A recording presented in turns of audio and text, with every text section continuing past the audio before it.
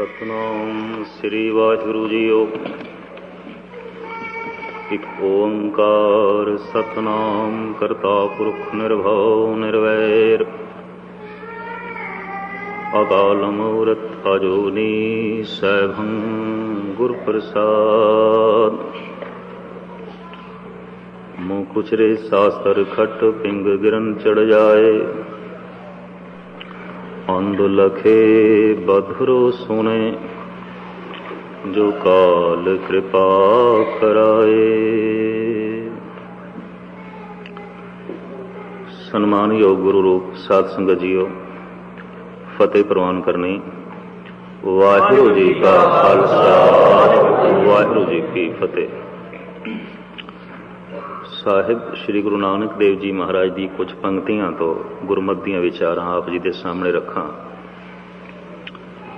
ਗੁਰੂ ਨਾਨਕ ਦੇਵ ਜੀ ਮਹਾਰਾਜ ਦਾ ਇਹ ਚਿੰਤਨ ਹੈ ਕਿ ਹਰ ਮਨੁੱਖ ਦੀ ਬੁਨਿਆਦੀ ਕਮਜ਼ੋਰੀ ਵੱਖ-ਵੱਖ ਹੁੰਦੀ ਹੈ। ਜਿਸ ਤਰ੍ਹਾਂ ਸਰੀਰਕ ਬਿਮਾਰੀਆਂ ਹਰ ਬੰਦੇ ਦੀਆਂ ਵੱਖ-ਵੱਖ ਨੇ, ਕਿਸੇ ਨੂੰ ਕੋਈ ਰੋਗ, ਕਿਸੇ ਨੂੰ ਕੋਈ, ਜਿਸ ਨੂੰ ਕਹਿੰਦੇ ਨੇ ਕਮਜ਼ੋਰੀ, ਮਾਨਸਿਕ ਰੋਗ, ਉਹ ਵੀ ਹਰ ਬੰਦੇ ਦਾ ਵੱਖ-ਵੱਖ ਹੈ। ਕਿਸੇ ਦੇ ਅੰਦਰ ਕੋਈ ਔਗਣ ਪ੍ਰਧਾਨ ਹੋਵੇਗਾ, ਕਿਸੇ ਦੇ ਅੰਦਰ ਕੋਈ। ਔਰ ਕਹਿੰਦੇ ਨੇ ਕਿ ਮਨੁੱਖ ਦੀ ਸਾਰੀ ਜ਼ਿੰਦਗੀ ਫਿਰ ਉਸੇ ਬੁਨਿਆਦੀ ਔਗਣ ਦੇ ਆਲੇ ਦੁਆਲੇ ਘੁੰਮਦੀ ਹੈ। ਬੁਨਿਆਦੀ ਔਗਣ ਇੱਕ ਹੋਵੇਗਾ, ਬਹੁਤੇ ਨਹੀਂ ਹੋਣਗੇ। ਬਾਕੀ ਔਗਣ ਉਕਸਾਹਟ ਨਾਲ ਜਾਗਣਗੇ, ਲੇਕਿਨ ਇੱਕ ਔਗਣ ਦੀ ਸ਼ਮਾ ਹਰ ਵਕਤ ਜਲਦੀ ਰਹੇਗੀ। ਔਰ ਇਹ ਜਿਹੜੇ ਬੁਨਿਆਦੀ ਔਗਣ ਨੇ, ਇਹਨਾਂ ਦਾ ਬੜਾ ਲੰਬਾ ਚੌੜਾ ਵਿਸਥਾਰ ਹੈ ਗੁਰੂ ਗ੍ਰੰਥ ਸਾਹਿਬ ਜੀ ਮਹਾਰਾਜ ਦੇ 'ਚ। ਔਰ ਉਹਨਾਂ ਪੰਕਤੀਆਂ ਤੋਂ ਜੋ ਆਧਾਰ ਵਿਚਾਰ ਮਿਲੇ ਨੇ, ਉਹ ਮੈਂ ਤੁਹਾਡੇ ਸਾਹਮਣੇ ਭੇਟ ਕਰਨ ਲੱਗਾ। ਜਿੱਥੇ ਹਰ ਮਨੁੱਖ ਦਾ ਬੁਨਿਆਦੀ ਔਗਣ ਵੱਖ-ਵੱਖ ਹੈ, ਉੱਥੇ ਹਰ ਕੌਮ ਦਾ ਵੀ ਬੁਨਿਆਦੀ ਔਗਣ ਵੱਖ-ਵੱਖ ਹੈ। ਉੱਥੇ ਹਰ ਦੇਸ਼ ਦਾ ਵੀ ਬੁਨਿਆਦੀ ਔਗਣ ਜਿਹੜਾ ਹੈ ਵੱਖ-ਵੱਖ ਹੈ। ਔਰ ਸਾਰਾ ਦੇਸ਼ ਫਿਰ ਉਸੇ ਬੁਨਿਆਦੀ ਔਗਣ ਦੇ ਆਲੇ ਦੁਆਲੇ ਪਰਿਕਰਮਾ ਕਰਦਾ ਹੈ। ਸਾਰੀ ਕੌਮ ਫਿਰ ਉਸੇ ਬੁਨਿਆਦੀ ਔਗਣ ਦੇ ਆਲੇ ਦੁਆਲੇ ਘੁੰਮਦੀ ਹੈ। ਮਨੁੱਖ ਦੀ ਸਾਰੀ ਜ਼ਿੰਦਗੀ ਆਪਣੇ ਬੁਨਿਆਦੀ ਔਗਣ ਦੇ ਹੀ ਆਲੇ ਦੁਆਲੇ ਘੁੰਮਦੀ ਹੈ। ਔਰ ਇਹ ਔਗਣ ਇੱਕ ਹੋਵੇਗਾ, ਬਾਕੀ ਔਗਣ ਉਕਸਾਹਟ ਨਾਲ ਜਾਗਦੇ ਨੇ। ਇਹਨਾਂ ਬੁਨਿਆਦੀ ਔਗਣਾਂ ਦੇ ਚੋਂ ਜਿਹੜੇ ਔਗਣ ਮੰਨੇ ਗਏ ਨੇ, ਉਹਨੇ ਕੁੱਲ 5, ਜਿਨ੍ਹਾਂ ਦੀ ਗੁਰੂ ਗ੍ਰੰਥ ਸਾਹਿਬ ਜੀ ਮਹਾਰਾਜ ਵਿੱਚ ਚਰਚਾ ਹੈ। ਅਵਰ ਏਕ अवर पंच हम एक जना क्यों राखें घर बार मना। औगुण बुनियादी 5 ने ते असी एक कल्ले। इन्हां बुनियादी 5 औगुणां दे विच एक औगुण मनुख दे अंदर प्रधान हुंदा है, बाकी दबे रहिंदे ने। एक प्रधान हुंदा है। और ये बुनियादी औगण की गिणती इस तरीके नाल है: काम, क्रोध, लोभ, मोह, अहंकार। कदी संस्कृति श्लोक जरूर पढ़ना, उत्थे इन्हां 5 की व्याख्या गुरु अर्जन देव जी ने वख-वख की है। काम तो लैके गल वो सहजे सहजे हंकार तक, लोभ तक, क्रोध तक, मोह तक लै जाते हैं। साहिबा ने ये बुनियादी औगण 5 मन्ने ने, और भारत के तमाम ऋषियों ने ये बुनियादी औगण 5 मन्ने ने। जद किसी कौम दे या किसी मनुख दे हंकार प्रधान होवेगा, वो बंदा जालिम होवेगा, बेइंसाफ होवेगा। वो कौम भी जालिम होवेगी, बेइंसाफ होवेगी। वो देश भी जालिम होवेगा, बेइंसाफ होवेगा, दूजे नाल इंसाफ नहीं करेगा। हंकार का मतलब है मैं हाँ, तू है ही नहीं। और जे तू सिर उठाएगा तो दबा देंगा, तू सिर चुकेगा तो कट देंगा। हंकार का मतलब है मैं हाँ, तू नहीं है। और तू भी है, और तू भी अगर हस्ती सामने रखे तो मैं मिटा देंगा। हंकारी बंदा जालिम हो ही जाएगा। हंकारी कौम जालिम हो जाएगी, हंकारी देश जालिम हो जाएगा। दूसरा फिर बुनियादी अवगुण है काम। जिस मनुख के अंदर ये बुनियादी अवगुण प्रधान होवेगा, दुराचारी हो ही जाएगा। जिस कौम के अंदर ये अवगुण प्रधान रूप दे होवेगा, उत्थे सदाचार की कोई कीमत नहीं, उत्थे दुराचार पनपेगा, वधेगा। और जिस देश दे ये बुनियादी अवगुण वध जाए, यानी 60% लोग इसे अवगुण के मरीज होवन, वो देश दुराचार की अगन दे सड़ेगा। वो कौम करीबन समुची दुराचारी हो ही जाएगी। और उस मनुख की सारी जिंदगी दुराचार के आले दुआले घूमेगी, सदाचार की उसकी नज़रां च कोई कीमत नहीं। जिस मनुख का बुनियादी अवगुण लोभ होवे, उत्थे पाप होवेगा। लोभी पापी होवेगा, लोभी पुण्य नहीं हो सकता। लोभी पुण्य करदा होया भी पाप करेगा, लोभी पुनीत हो ही नहीं सकता। और हंकारी निर्माण नहीं हो सकता, जालिम होवेगा। और कामी सदाचारी नहीं हो सकता, दुराचारी होवेगा। ये 3 मूल रूप दे अवगुण ने, क्रोध ते मोह इन्हां दे नाल ने सहायक। मैं लफ्ज़ थोड़े जिहा ठरमे नाल कह रहा कि ये विचार हिरदे च वस जाए, क्योंकि गुरु नानक देव जी महाराज का ऐसा कहना है कि जैसे बाहर दीयां हुकूमतां बदलदियां ने, मनुख दे अंदर दी हुकूमत भी बदलदी है।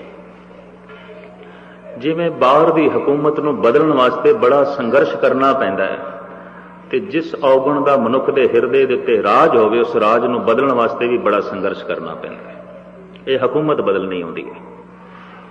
और वो बुनियादी अवगुण जद सिंघासन तो हिलदा है, समुची कौम का, समुचे देश का, समुचे व्यक्ति का करैक्टर कुछ होर हो जाता है, उहदे जीवन का ढंग कुछ होर हो जाता है, उहदी जिंदगी की चर्या कुछ होर हो जाती है। बिना संघर्ष तो बाहर की हुकूमत नूं बदलना बड़ी औखी गल है। क्रांति का मतलब है पलटा, तब्दीली। जद भी किधरे कोई क्रांति लियांदी जाए तो संघर्ष तो बड़ा करना पैंदा, खून खराबा भी बड़ा हो जाता है। जिथे भी किधरे राज पलटे होंदे ने, अज भी होंदे ने, हज़ारां साल तो हो रहे हैं, खून खराबा जरूर ही हो जाता है। और किधरे न किधरे मनुखता जरूर कुचली जाती है। तो मनुख की हिरदे की सेजा दे उत्ते भी कोई राज करता है। असी गुलाम हाँ, हर मनुख गुलाम है। कोई देश आज़ाद भी हो जाए तो मनुख मन करके गुलाम है, क्योंकि किसी न किसी अवगुण नाल बज्झा होया है। सुतंत्र किथे, आज़ाद किथे। धर्म का सब तो वड्डा फल मनिया गया मुक्ति, ते मुक्ति का मतलब है आज़ादी। हुण बई असी किसी अवगुण नाल बन्ने हुए है ही नहीं। मुक्ति, मुक्ति के आखिरी अर्थ ने आज़ादी। भारत के किसी भी ऋषि मुनि संत तो तुसी पुछो भी नाम जपण का फल की कहंदे? मुक्ति, मोक्ष। मोक्ष का मतलब स्वतंत्रता, आज़ादी। हुण आत्मा शरीर के बंधन दे च नहीं रहेगी। हुण मन विकारां दे बंधन दे च नहीं रहेगा। आज़ाद, मोक्ष।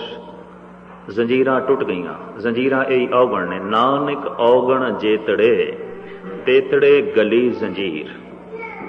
ये जंजीरां ने। सतसंग करके बड़ी मुश्किल नाल कदी कदाई एक अद जंजीर तोड़ते हैं, 2 जंजीरां होर गले पै जांदियां। फिर उन्हां 2 जंजीरां नूं तोड़ते हैं, 4 संगल होर गल दे च पै जांदे हैं। संगल रोज दे रोज वधदे ही जा रहे हैं, घटदे नहीं पए। मनुख जकड़दा जा रहा है। और मनोविज्ञानी कहते हैं कि ऐसा भी हो जाता है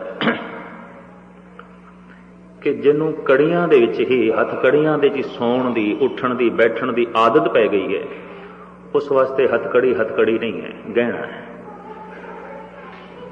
पैरां दीयां बेड़ियां जे गहना ही बन जाण, हत्थां दीयां हथकड़ियां जे गहना बन जाण, ऐसे बंदे नूं आज़ाद करना बड़ी औखी गल है। मिस्र की एक कहानी मैं पढ़ रहा सी। कुछ कैदियां नूं उम्र कैद एक किले च रखिया गया सी और जवानी विच ये पकड़े गए सन, बुढ़े हो गए सन, जेल विच 25-30 साल का अरसा हो गया।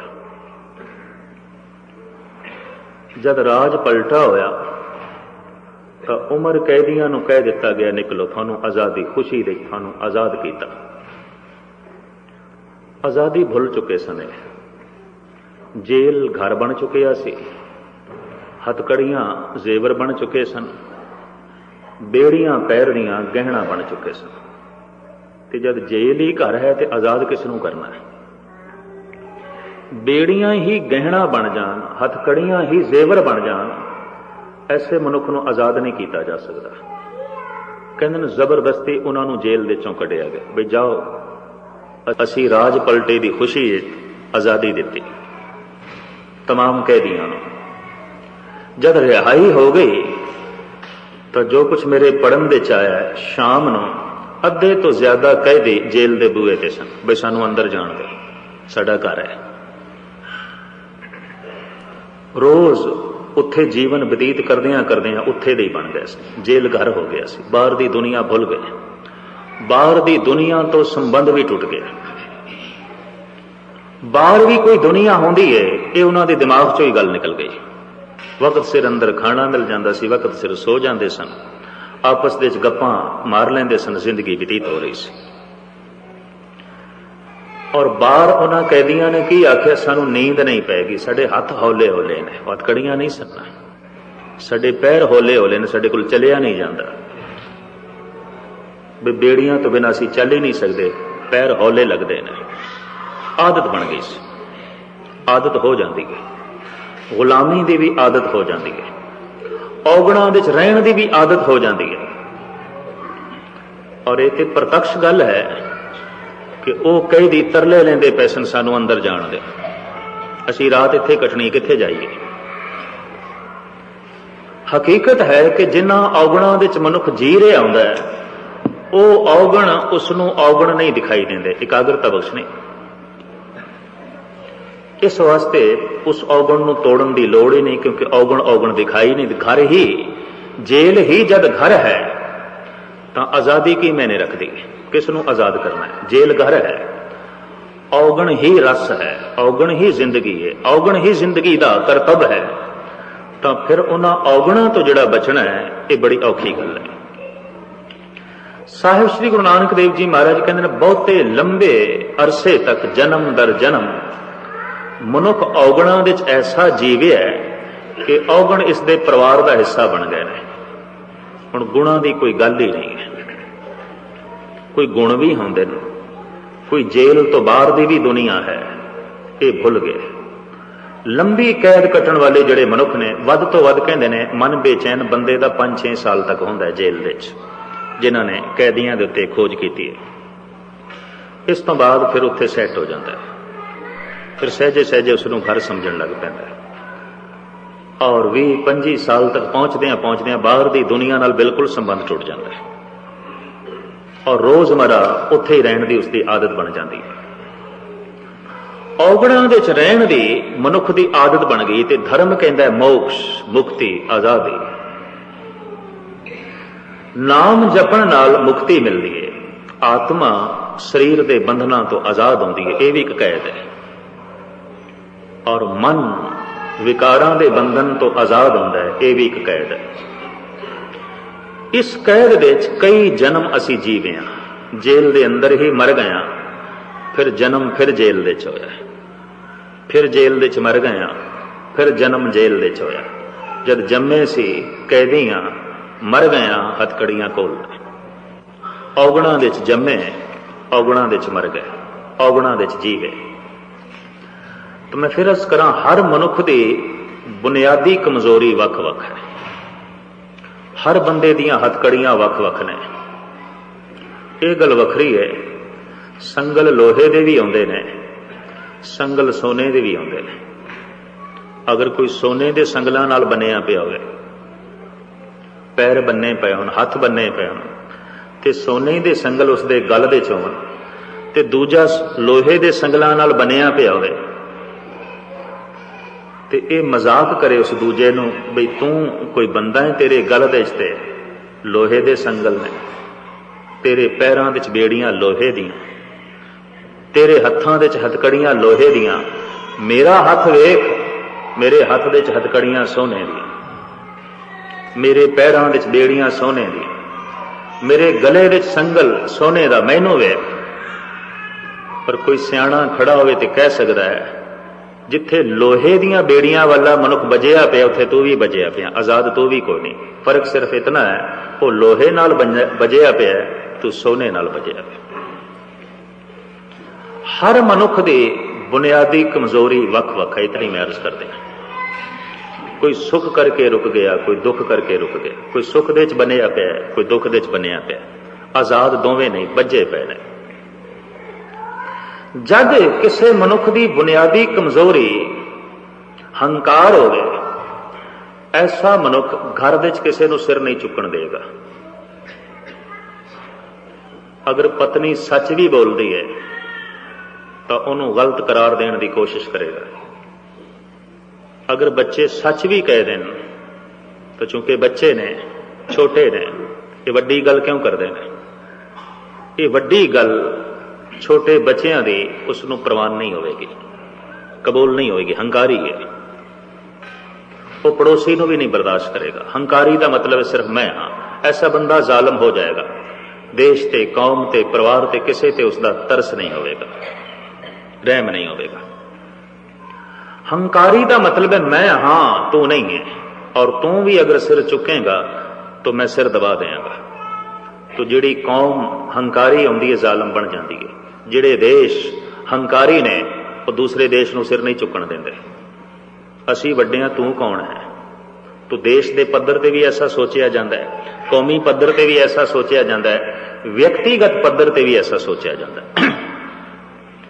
ਔਰ ਘਰ ਵਿੱਚ ਇੱਕ ਬੰਦਾ ਹੰਕਾਰੀ ਹੋਵੇ, ਸਾਰੇ ਘਰ ਨੂੰ ਨਹੀਂ ਸਿਰ ਚੁੱਕਣ ਦੇਗਾ, ਬਗੌਰ ਮੁਤਾਲਾ ਕਰ ਦੇਣਾ, ਘਰ ਨੂੰ ਵਕਤ ਪਾਈ ਰੱਖੇਗਾ।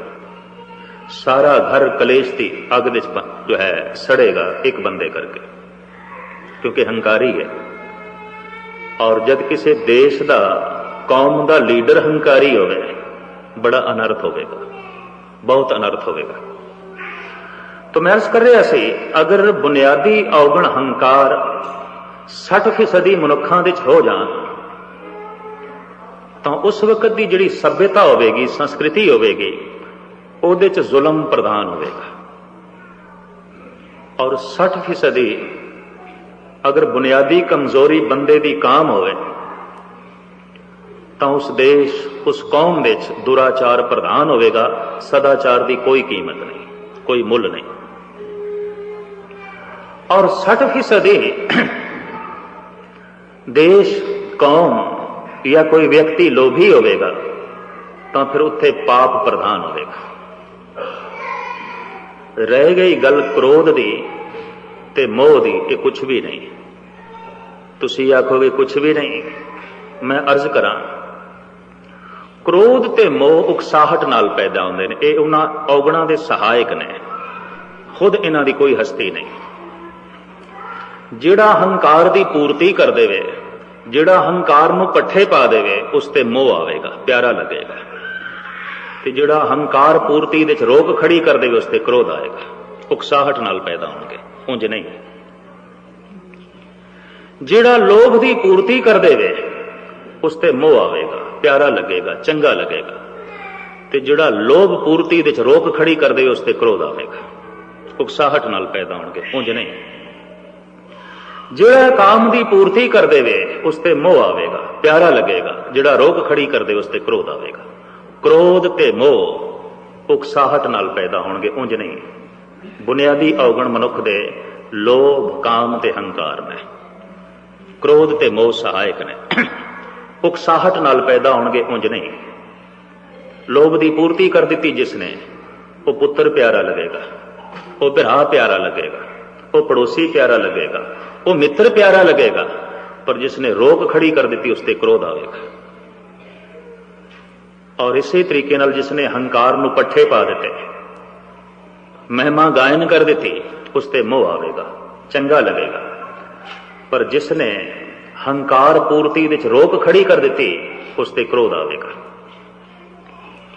जिसने काम की पूर्ति कर दी, उस ते मोह आवेगा, प्यारा लगेगा, अजीज लगेगा।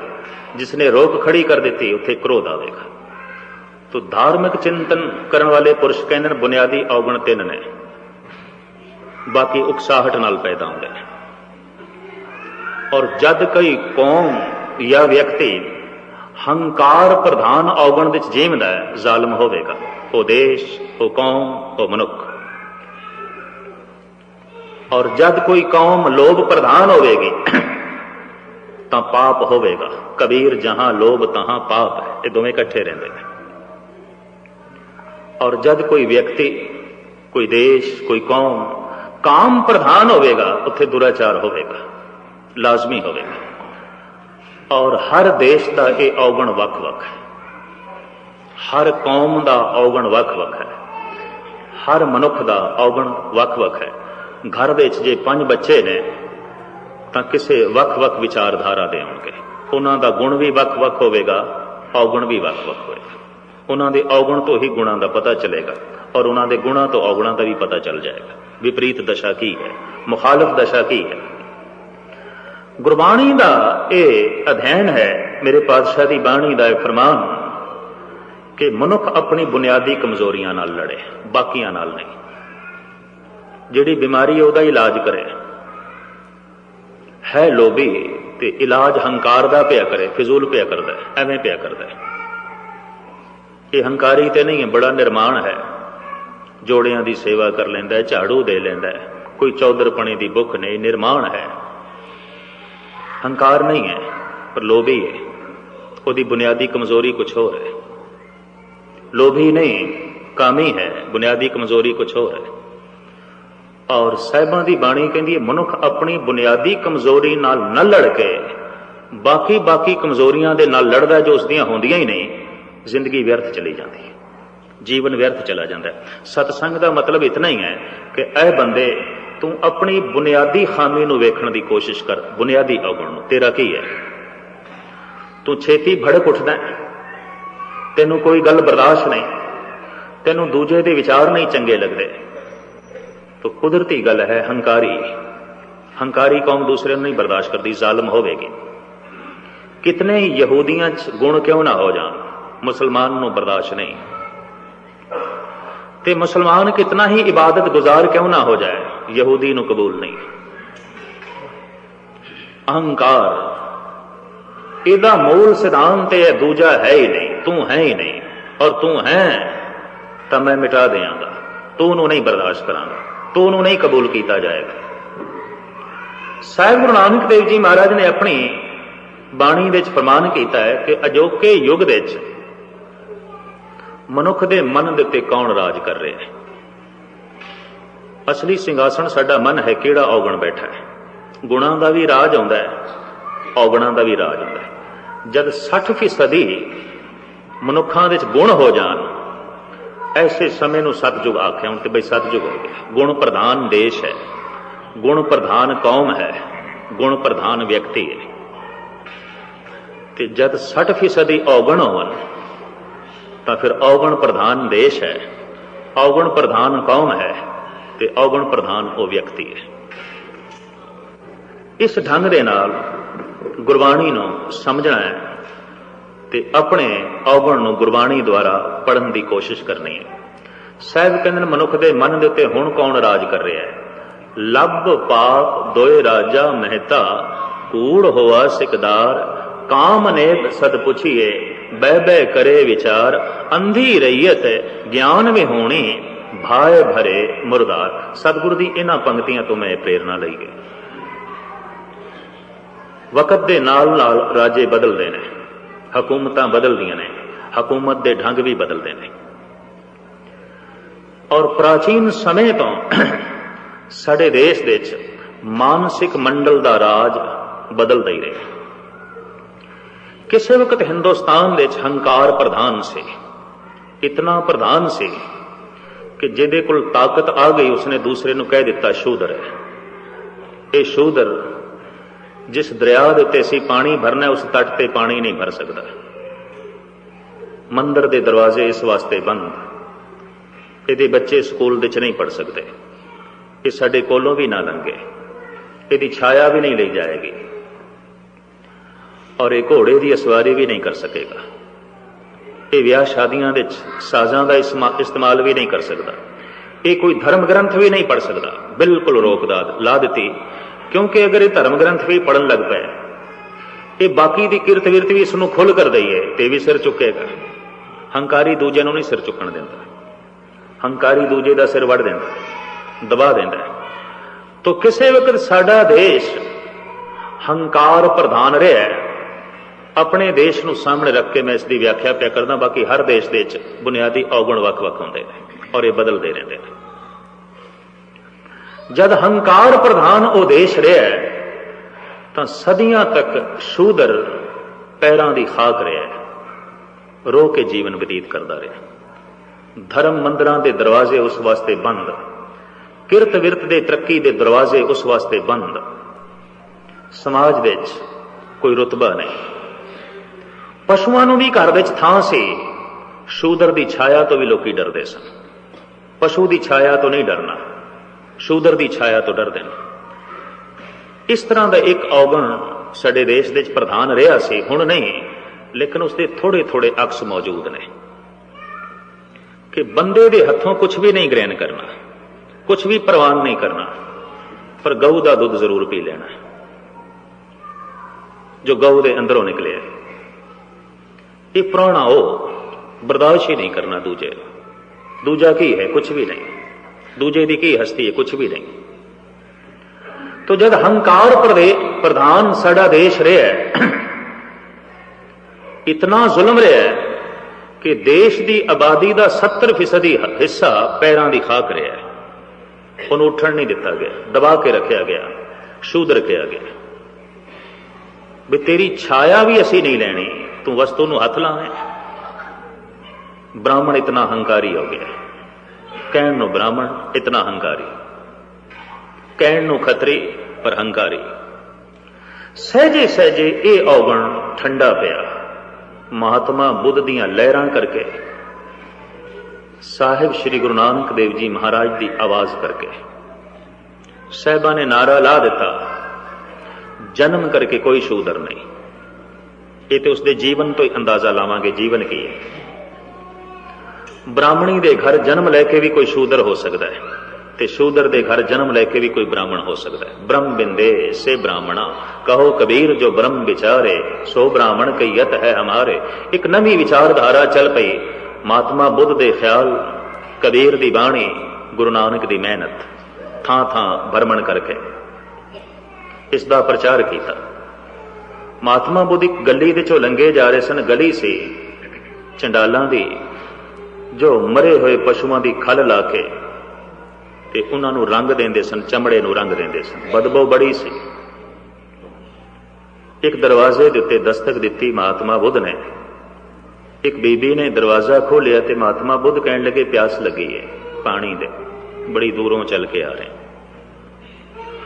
वो बीबी हाथ जोड़ के कहण लगी महात्मा जी पानी ते बहुत है घर दे च, सानू पिलाण दे च भी कोई इतराज नहीं, पर असी चंडाल आउंदे हां, तुसी संत हो, तुहाडा पहरावा संतां वाला है, असी चंडाल आउंदे हां। महात्मा बुद्ध कहण लगे थानू चंडाल आखण वाला ही चंडाल होवेगा, पानी पिला मैनू, मैं पीना है, इत्थों ही पीना है। तो चली आ रही इस प्रथा नूं एक बहुत वड्डी सट मारी महात्मा बुद्ध ने, उसनूं प्रवान नहीं सी। फिर कबीर का जमाना आया, जन्म ही शूदर घराने तो सी, तो आपने आवाज लाई, जे तू ब्राह्मण ब्राह्मणी जाया तो आन बाट का है नहीं आया। जिस ढंग नाल साडा जन्म है उसे ढंग नाल तेरा जन्म है। फिर यह भी सुन ले, हम कत लोहू तुम कत दूध, तुम कत ब्राह्मण हम कत सूद। मेरा जिस्म कोई चीरे ते लहू निकलता है, ते तेरा जिस्म कोई चीरे ते दूध निकलता है, लहू ही निकलता है। तो तू ब्राह्मण कहदा ते मैं शूदर कहदा, अंदर की गल तो इको कुछ है। ਵੇਖ ਮਨ ਦੀ ਸੇਜਾ ਤੇ ਕੌਣ ਬੈਠਾ ਹੈ, ਮਨ ਦੇ ਸਿੰਘਾਸਣ ਤੇ ਕੌਣ ਬੈਠਾ ਹੈ। ਉੱਥੋਂ ਹੀ ਮਨੁੱਖ ਦੀ ਪਹਿਚਾਣ ਹੋਵੇਗੀ ਉੱਤਮ ਹੈ ਕਿ ਨੀਚ ਹੈ। ਔਰ ਕਿਧਰੇ ਇਸ ਢੰਗ ਦੀ ਹੁਕਮ ਦੀ ਸਮਝ ਆ ਜਾਏ ਤਾਂ ਮਨੁੱਖ ਆਪਣੇ ਤੌਰ ਤੇ ਫੈਸਲਾ ਨਹੀਂ ਕਰੇਗਾ ਕਿ ਨੀਚ ਹੈ ਤੇ ਹੁਕਮ ਇਹ ਉੱਤਮ ਹੈ। ਨਾਨਕ ਹੁਕਮੇ ਜੇ ਬੁਝੇ ਤਾਂ ਹਉ ਮੈਂ ਕਹੇ ਨਾ ਕਹੋ। ਸਪਸ਼ਟ ਹੋ ਜਾਏਗੀ ਗੱਲ ਉੱਥੇ, ਔਰ ਉਸ ਨੂੰ ਪੂਰਨ ਰੂਪ ਦੇ ਸਮਝ ਵੀ ਆ ਜਾਏਗੀ ਕਿ ਮੈਂ ਹੀ ਹਾਂ, ਇਹ ਬਾਕੀ ਦੂਸਰਾ ਨਹੀਂ ਹੈ। ਤੋ ਇੱਕ ਦੌਰ ਲੰਘਿਆ ਸਾਡਾ ਦੇਸ਼ ਹੰਕਾਰ ਦੀ ਦੁਨੀਆ 'ਚ। ਸਾਹਿਬ ਗੁਰੂ ਨਾਨਕ ਦੇਵ ਜੀ ਮਹਾਰਾਜ ਨੇ ਬ੍ਰਾਹਮਣ ਦਾ ਹੰਕਾਰ ਸਿਖਰ ਤੇ ਵੇਖਿਆ, ਧਰਮ ਦਾ ਮੁਖੀ ਬਣਿਆ ਬੈਠਾ, ਸਮਾਜ ਦਾ ਮੁਖੀ ਬਣਿਆ ਬੈਠਾ, ਦੂਜਾ ਕਬੂਲ ਨਹੀਂ, ਦੂਜਾ ਪ੍ਰਵਾਨ ਨਹੀਂ। ਅੱਜ ਘਰ ਦੇ ਵਿੱਚ ਸਾਰੇ ਬੇਦੀ ਇਕੱਠੇ ਹੋਏ ਤੇ ਲੱਗੇ ਗੁਰੂ ਨਾਨਕ ਨੂੰ ਜਨੇਊ ਪਹਿਨਾਉਣ। 9 ਸਾਲ ਦੇ ਬਾਲਕ ਨੇ ਆਵਾਜ਼ ਬੁਲੰਦ ਕਰ ਦਿੱਤੀ, ਨਹੀਂ ਪਹਿਨਣਾ, ਕਿਸੇ ਕੀਮਤ ਤੇ ਵੀ ਨਹੀਂ ਪਹਿਨਣਾ। ਇਸ ਤਰ੍ਹਾਂ ਹੋਇਆ ਨਹੀਂ ਸੀ ਅੱਜ ਤੱਕ ਕਿ ਕੋਈ 9 ਸਾਲ ਦਾ ਬੱਚਾ ਵੀ ਇਤਨਾ ਬਾਗੀ ਹੋਵੇ। ਔਰ ਚਲੀ ਆ ਰਹੀ ਸਮਾਜ ਦੀ ਪਰੰਪਰਾ ਦੇ ਖਿਲਾਫ ਆਵਾਜ਼ ਬੁਲੰਦ ਕਰ ਦੇਵੇ, ਹੋਇਆ ਨਹੀਂ ਸੀ। ਹਲਚਲ ਮਚ ਗਈ, ਬ੍ਰਾਹਮਣ ਔਖੇ ਹੋਏ, ਬੇਦੀ ਔਖੇ ਹੋਏ, ਸਤਿਗੁਰੂ ਨੂੰ ਸਮਝਾਉਣ ਲੱਗੇ। ਮਹਾਰਾਜ ਕਹਿਣ ਲੱਗੇ ਨਹੀਂ, ਨਹੀਂ ਪਹਿਨਣਾ। ਲੇਕਿਨ ਹੈਰਾਨਗੀ ਦੀ ਗੱਲ ਹੈ ਕਿ ਸਾਹਿਬ ਗੁਰੂ ਗੋਬਿੰਦ ਸਿੰਘ ਜੀ ਮਹਾਰਾਜ ਅਜੇ 9 ਸਾਲ ਦੇ ਨੇ ਤੇ ਆਪ ਨੂੰ ਆਖਿਆ ਜਾਂਦਾ ਹੈ ਗੋਬਿੰਦ ਰਾਏ, ਨਾਮ ਵੀ ਹੈ।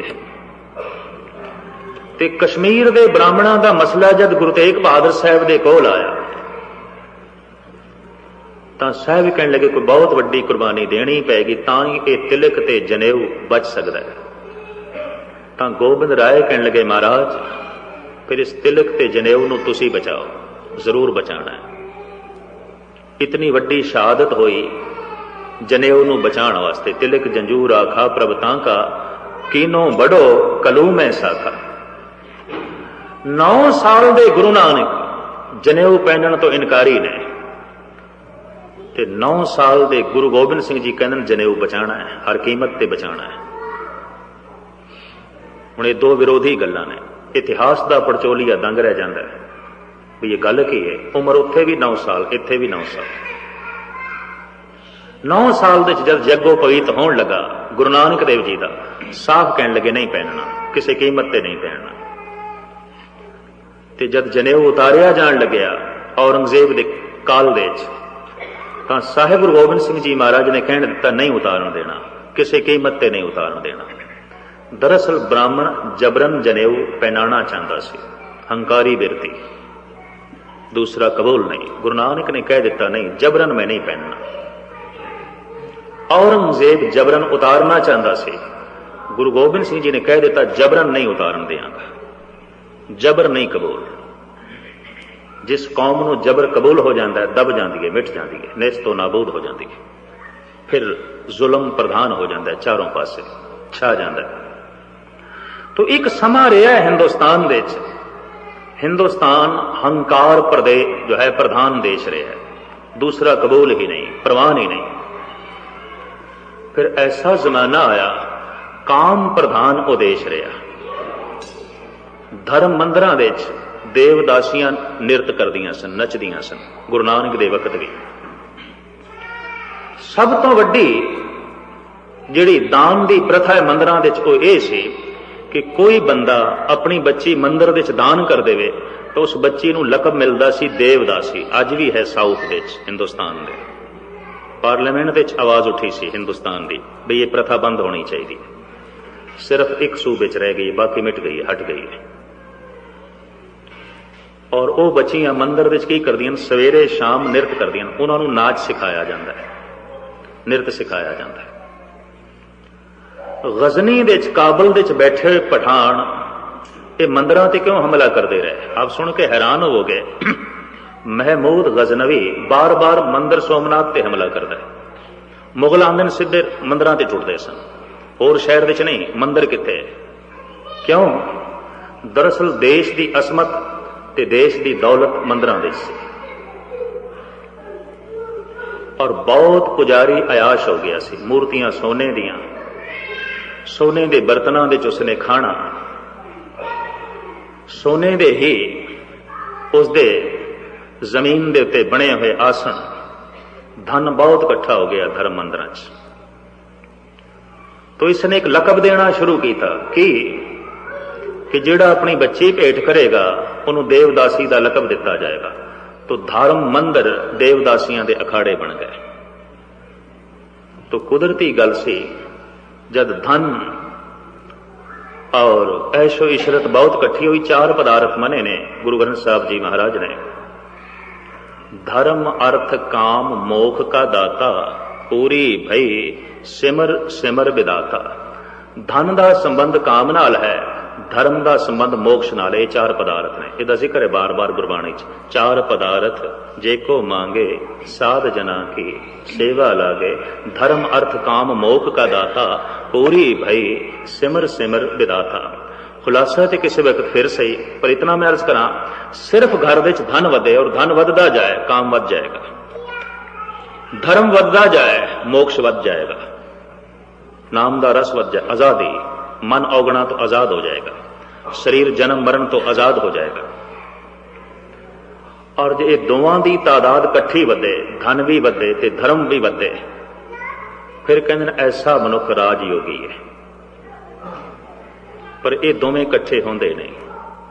कदी कदाई कोई जनक वर्गा मनुख आउंदा है, कदी कदाई कोई महाराजे रणजीत सिंह जैसी शख्सियत आउंदी है।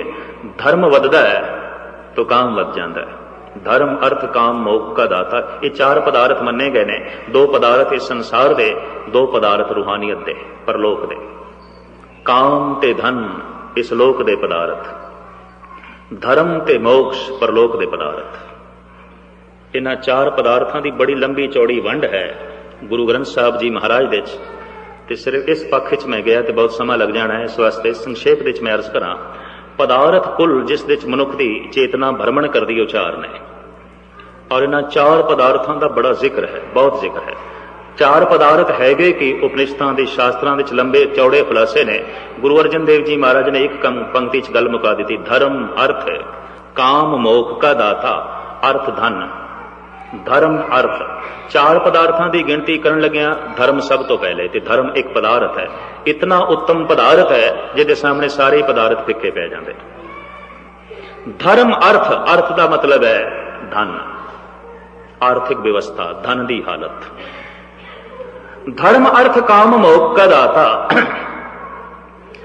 मोक्ष जुड़िया होया है धर्म नाल और काम जुड़िया होया है धन नाल। धन वधदा गया काम वध जाएगा, कामना वधेगी। और धर्म वधिया ते मोक्ष वधेगा। धन वधिया ते धर्म नहीं वधिया, ऐसा मनुख दुराचारी हो ही जाएगा। ऐसे मनुख की जिंदगी बेकाबू हो जाएगी, अनर्थ हो जाएगा। और जेड़े जेड़े देशों में सिर्फ धन वधिया धर्म नहीं वधिया, उत्थे आचार की कोई कीमत ही नहीं रह गई, इखलाक की कोई कीमत ही नहीं। तो जिस मनुख की जिंदगी यही निशाना है, धन ही वधना चाहिए, उस बंदे के घर दे आचार की कोई कीमत नहीं होगी, सदाचार की कोई कीमत नहीं होगी। 4 पदार्थ ने, धन दे नाल अगर धर्म नहीं वधिया तो वो 2 पदार्थ नरकगामी ने, मनुख नरकां चला जाएगा, कुछ भी नहीं, सारी जिंदगी व्यर्थ गई। धन वधिया तो काम वधेगा, धर्म वधिया तो मोक्ष वधेगा। ते धर्म ते अर्थ दोवें वधे ने, ऐसा बंदा राजयोगी हो जाएगा। ऐसे मनुख का काम सीमा विच है और ऐसे मनुख नूं मोक्ष ते मिलनी है। वो घर विच रहिंदे होए भी मोक्ष दे च आजाद है, सुतंत्र है, बंधना दे च नहीं है।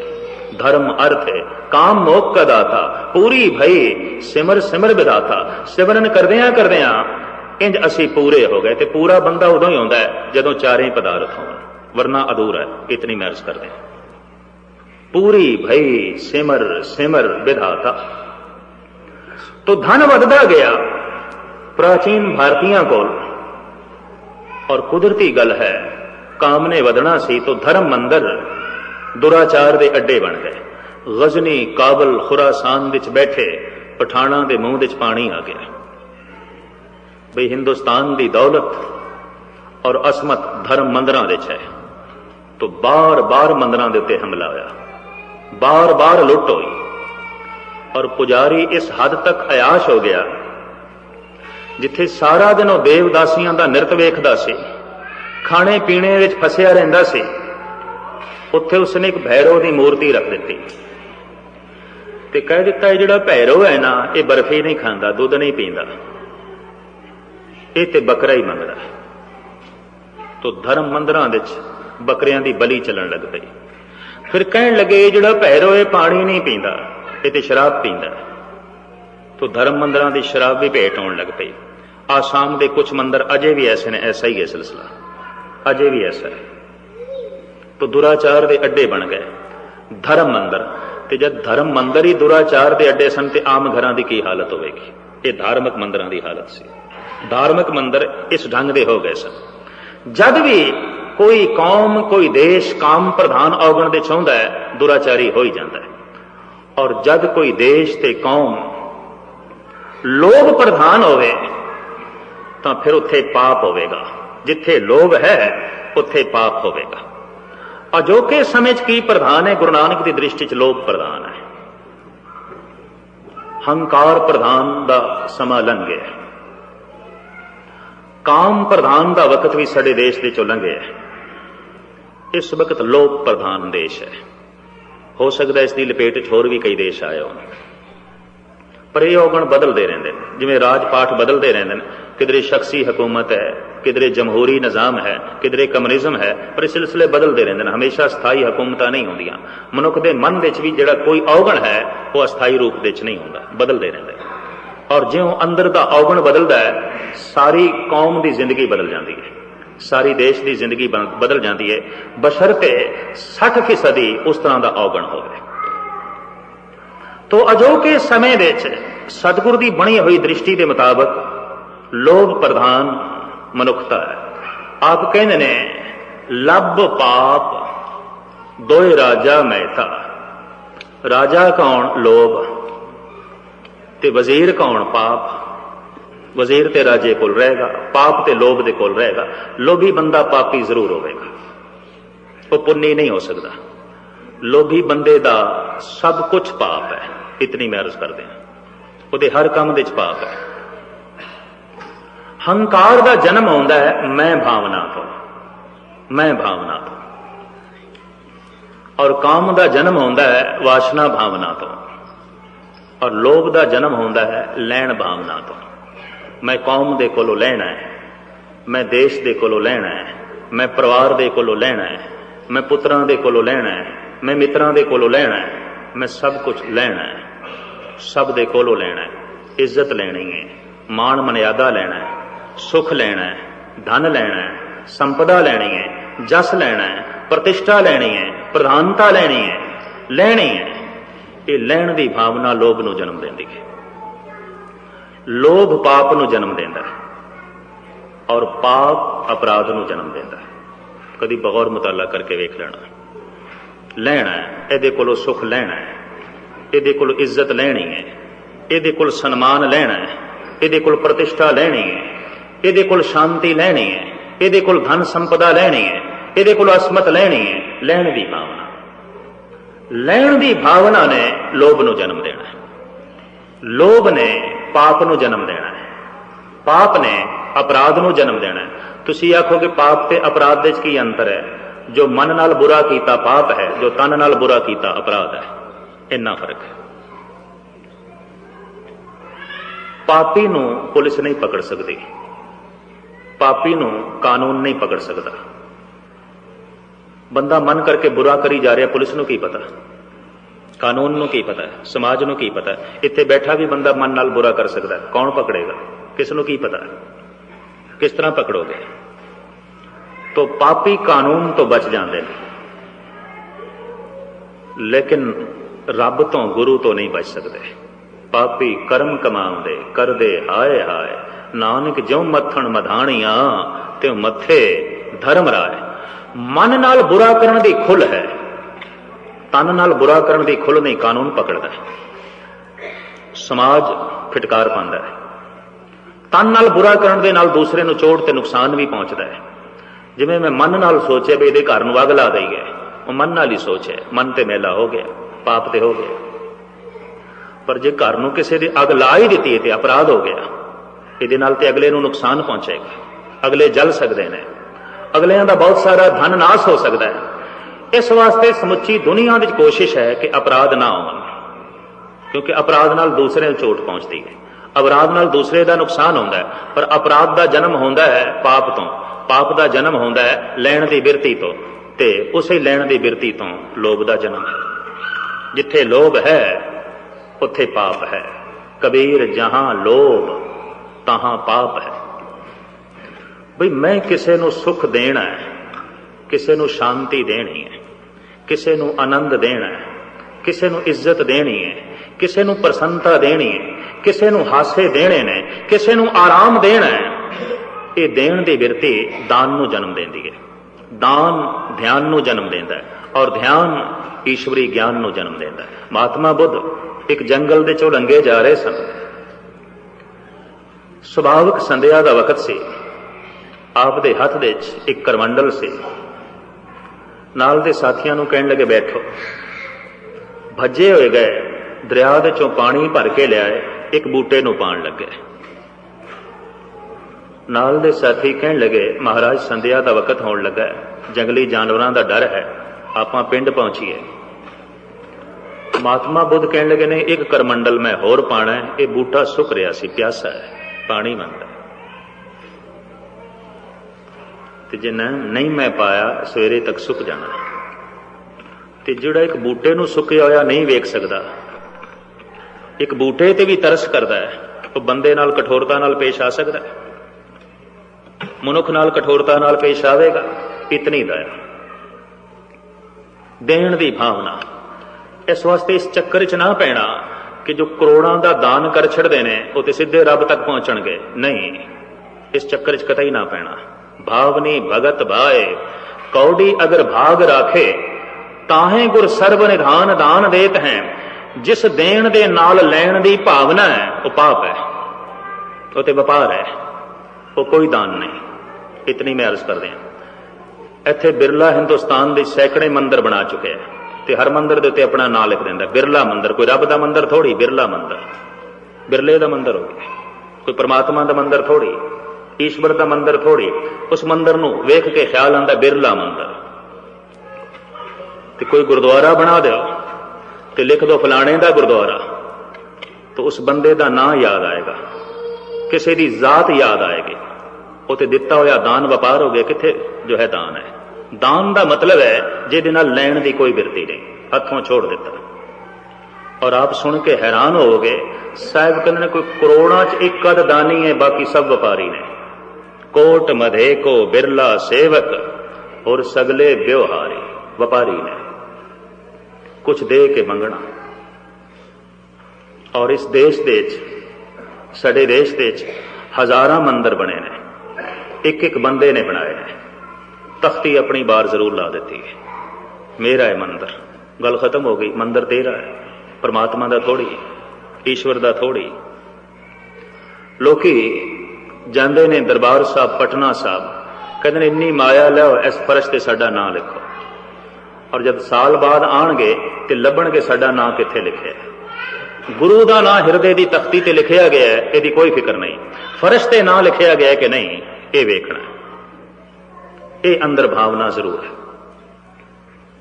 ਮੈਂ ਕੋਈ 3-4 ਸਾਲ ਪਹਿਲੇ ਸ਼੍ਰੀ ਨਨਕਾਣਾ ਸਾਹਿਬ ਆਇਆ, ਤੇ ਉੱਥੇ ਇੱਕ ਮਾਤਾ ਮੈਨੂੰ ਕਹਿਣ ਲੱਗੀ, ਗਿਆਨੀ ਜੀ ਆਓ ਤੁਹਾਨੂੰ ਇੱਕ ਅਜੂਬਾ ਦਿਖਾਵਾਂ। ਮੈਂ ਕਿਹਾ ਅਜੂਬਾ? ਕੀਰਤਨ ਹੋ ਰਿਹਾ ਹੈ, ਕਥਾ ਹੋ ਰਹੀ ਹੈ, ਸਤਸੰਗ ਹੋ ਰਿਹਾ ਹੈ।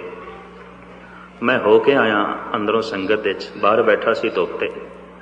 ਕਹਿਣ ਲੱਗੀ ਨਹੀਂ ਚਲੋ, ਇੱਕ ਖਾਸ ਘਟਨਾ ਹੈ, ਦੇਖ ਕੇ ਤੁਸੀਂ ਦੰਗ ਰਹੋਗੇ, ਹੈਰਾਨ ਰਹੋਗੇ। ਮੈਂ ਸੋਚਿਆ ਸ਼ਾਇਦ ਕੋਈ ਐਸੀ ਚੀਜ਼ ਹੈ ਜੋ ਮੇਰੇ ਦੇਖਣ ਤੋਂ ਰਹਿ ਗਈ ਹੈ। ਅੰਦਰ ਲੈ ਗਈ।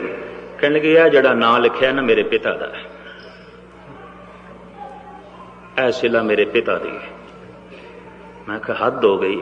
ਆਈ ਤੂੰ ਦਿੱਲੀ ਤੋਂ, ਕਿਤਨਾ ਪੈਂਡਾ ਤੈਅ ਕਰਕੇ ਆਈ, ਕਿਤਨਾ ਸਮਾਂ ਲਾਇਆ, ਧਨ ਵੀ ਖਰਚ ਕੀਤਾ। ਇੱਥੇ ਤੈਨੂੰ ਪਿਓ ਯਾਦ ਆ ਰਿਹਾ, ਗੁਰੂ ਨਾਨਕ ਨਹੀਂ, ਪਿਤਾ ਹੀ ਯਾਦ ਆ ਰਿਹਾ। ਬਾਰ ਬਾਰ ਉਸ ਸਿਲੇ ਨਾਲ ਪੜੇ ਮੇਰੇ ਪਿਓ ਦਾ ਨਾਂ ਲਿਖਿਆ। ਇਤਨੀ ਮੈਂ ਅਰਜ਼ ਕਰਦੇ ਹਾਂ, ਧਰਮ ਮੰਦਰਾਂ ਵਿੱਚ ਇਸ ਵਾਸਤੇ ਇਸ ਗੱਲ ਦੀ ਮਮਾਨੀਅਤ ਸੀ ਕਿ ਅਗਰ ਐਸਾ ਹੋਵੇ तो अपना प्यो दादा ही याद आएगा, अपनी जात याद आएगी। इस वास्ते ममानियत कर दी गई। धर्म मंदिर की बनावट इस ढंग की होवे कि सिर्फ गुरु याद आवे, सिर्फ अकाल पुरख याद आवे, सिर्फ परमात्मा याद आवे, दूजे की याद ना बने। तो जगत विच बहुता वपार है, किसी को सन्मान देना है, सन्मान लेना है, किसी को सुख देना है, वो बदले सुख लेना है। जिवें कई दफा माँ बाप भी कह देंगे बच्चों को बड़ा सुख दिता सी, इन्हों ने नहीं दिता, तू भी सुख दिता है, इन्हों को भी सुख लवें, व्यापार है, देना लेना हो गया, व्यापार है। दान की बिरती है कि मैं दे दिता है, गल खत्म, मैं सेवा कर छड्डी है, मैं बच्चों की सेवा कर दी है, मैं इन्हों सुख दे दिता है, अगे इन्हों की मर्जी। ये जिहड़ी भावना है बड़ा असर पाएगी, इहदे नाल हिरदा पवित्र होंदा है। देण की भावना दान नूं जन्म देवेगी और दान ध्यान नूं जन्म देवेगा, उसका ध्यान जुड़ेगा ते ध्यान ज्ञान नूं जन्म देगा। लैण की भावना लोभ नूं जन्म देवेगी, लोभ पाप नूं जन्म देवेगा, पाप अपराध नूं जन्म देवेगा। लैना है, मैं ते सुख लैना है, आराम लैना है, प्रतिष्ठा लैनी है, खुशियां लैनियां ने, बदले एवजान उसकी झोली च कुछ नहीं पाना। इस वक्त गुरु नानक की दृष्टि च हिंदुस्तान लोभ प्रधान देश है। हो सकता है बाकी दे देश भी ऐसे हो, पड़ोसी को इज्जत लै लैनी है, इज्जत देनी नहीं। राजनीतिक भी ऐसे करते पे ने, वोट अगलियां को लै लैने, बदले च कख भी नहीं देना, कुछ भी नहीं, लैना ही है। लैण की भावना, और लैण की भावना इतनी प्रधान भी वोट दो मैनू, मंगण आउंदे ने बकायदा, और जब वोट मिल गया बदले च कुछ भी नहीं, कोई भी काम नहीं करते।